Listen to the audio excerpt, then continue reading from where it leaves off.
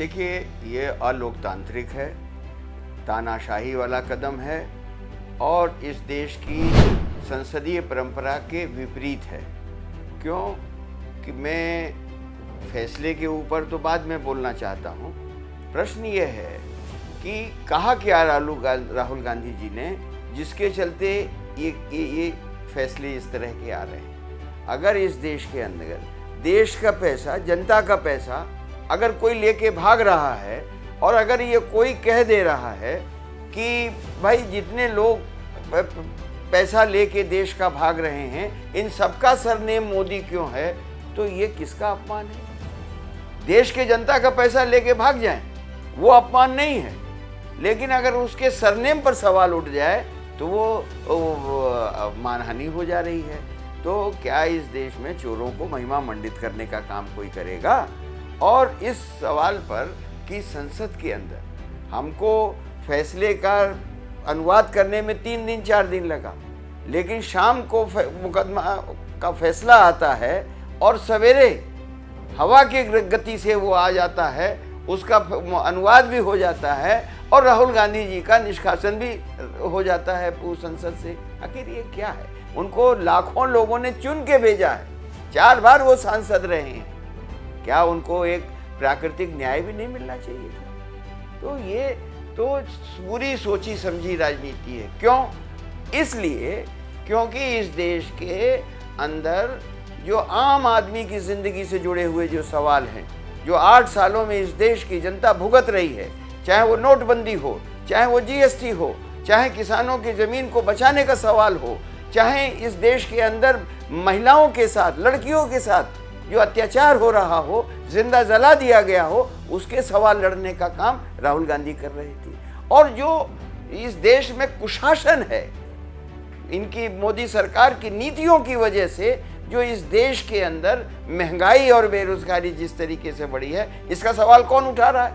तो ये जो अनकंफर्टेबल है सवाल हैं, इनसे संसद में राहुल जी जब उठाते हैं तो सरकार और मोदी जी को तकलीफ होने लगती है। तो ये चाहते हैं कि ऐसी आवाज़ को बंद कर दें। राहुल गांधी को आप संसद से निकाल सकते हैं, लेकिन इस देश के लोगों की दिलों से नहीं निकाल सकते।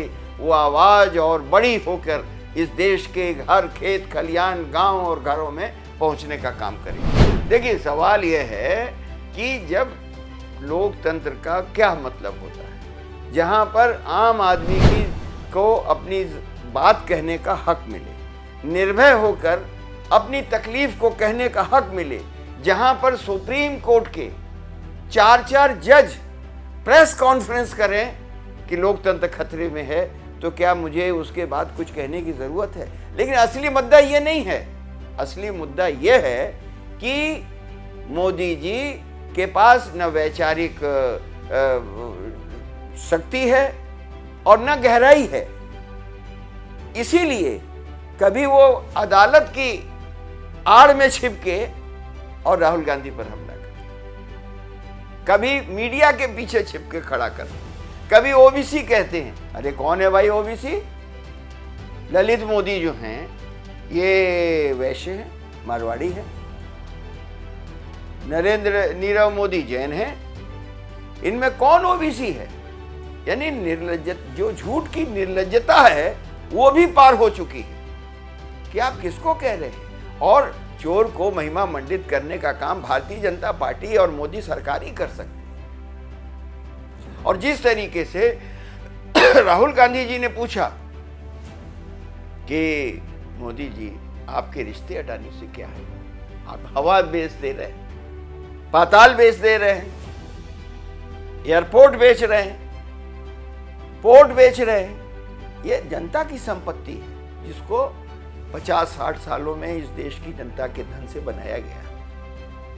ये सवाल करना गुनाह है इस देश में। यही प्रश्न आता है कि लोकतंत्र में अगर लोक की बात नहीं सुनी जाएगी, तंत्र की बात ही खाली सुनी जाएगी, तो वो तंत्र निर्गुण होता है। इसलिए इस देश के अंदर आजादी की लड़ाई के मूल्यों की रक्षा के लिए आज राहुल गांधी जी सामने खड़े हैं। किसी मुल्क का आधार जो होता है वो स्वतंत्रता आंदोलन के मूल्य होते हैं। जिन मूल्यों के लिए इस मुल्क की आजादी की लड़ाई लड़ी गई थी, आज वही खतरे में। आज शिक्षा का देख लीजिए, आप स्वास्थ्य का देख लीजिए।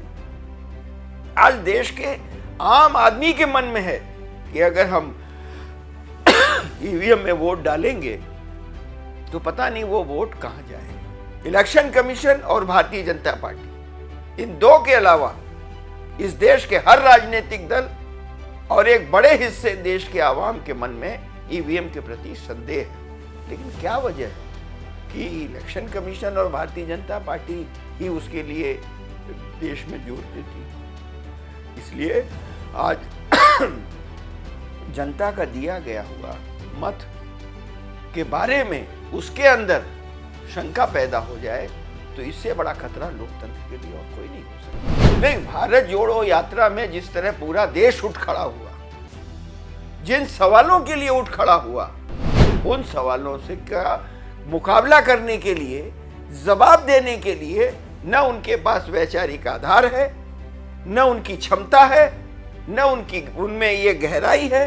क्यों कि आज देश की जनता जो पीड़ित है, जो परेशान है, जो बेहाल है, महंगाई हो, बेरोजगारी हो, उत्पीड़न हो, बुलडोजर हो, ये सब सरकार द्वारा प्रायोजित है। यानी सरकार का काम होता है कि जनता की कठिनाई है तो उस कठिनाई को कैसे दूर करें, महंगाई है तो महंगाई को कैसे कम करें। लेकिन यहाँ सरकार के द्वारा ही जो नीतियां बनी हैं, उन नीतियों के चलते देश की जनता महंगाई की मार से लगातार निरंतर बढ़ रही। चाहे पेट्रोलियम पदार्थ हो, चाहे खाद्य पदार्थ हो, चाहे दवाइयां हो, किसी भी मामले में आखिर सरकार है किसकी, किसके लिए है सरकार? सरकार इन सवालों पर संसद में एक बार भी जवाबदेह सरकार के रूप में खड़े होकर जवाब देने की स्थिति में नहीं है। क्यों? क्योंकि वो उन्हीं की नीतियों की वजह से हो रहा। और हमारा तो सीधा आरोप है कि मोदी सरकार ने, भारतीय जनता पार्टी ने इस देश के जो मुनाफाखोर हैं, लूटखोर हैं, जमाखोर हैं, उनको लूट की छूट दे रखी और वो इनको फायदा पहुंचाते हैं।